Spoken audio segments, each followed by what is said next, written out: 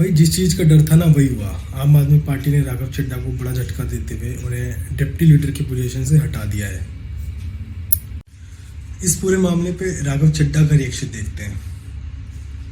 मुझे जब जब पार्लियामेंट में बोलने का मौका मिलता है मैं जनता के मुद्दे उठाता हूं और शायद ऐसे टॉपिक्स उठाता हूं जिसे आम तौर पर संसद में नहीं उठाया जाता है।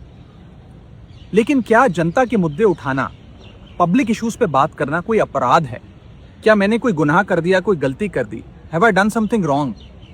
ये सवाल आज मैं इसलिए पूछ रहा हूं क्योंकि आम आदमी पार्टी ने राज्यसभा सेक्रेटेरिएट को ये कहा है कि राघव चड्ढा के पार्लियामेंट में बोलने पर रोक लगा दी जाए।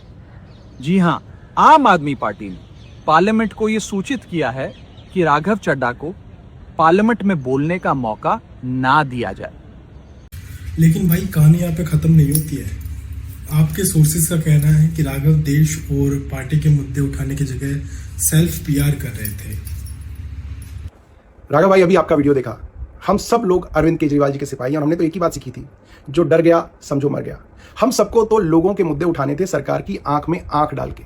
पिछले कुछ दिनों में हमने देखा जो भी कोई सीरियस मुद्दे सरकार के खिलाफ उठाता है, सरकार से प्रश्न पूछता है, लोगों की बात करता है, सरकार डिक्टेटर की तरह उसको तमाम सोशल मीडिया पर बैन कर रही है। चाहे वो ट्विटर हो, चाहे वो फेसबुक हो, चाहे वो यूट्यूब हो, सब जगह बैन किया जा रहा है। एफआईआर दर्ज कराई जा रही है, मुकदमे किए जा रहे हैं। सरकार को इससे कोई फर्क नहीं पड़ता कि कोई सॉफ्ट पीआर अपनी पार्लियामेंट में करे, क्योंकि पार्लियामेंट में एक छोटी सी पार्टी का बड़ा लिमिटेड टाइम होता है। उसमें अगर कोई समोसों की बात उठा रहा है तो उससे जरूरी है कि देश के बड़े मुद्दों की बात उठाएं। पूरे देश में हमने देखा, हर राज्य में चुनाव से पहले सही लोगों के वोट काटे जाते हैं और नकली और झूठे वोट बना के सरकार पूरी बेईमानी के साथ सिस्टम पे कब्जा करके चुनाव जीत रही है। वेस्ट बंगाल में भी यही हो रहा है। अभी सारे विपक्षी पार्टियों ने सीईसी को इम्पीच करने के लिए मोशन लाना चाहा, आपने उसको साइन करने से मना कर दिया।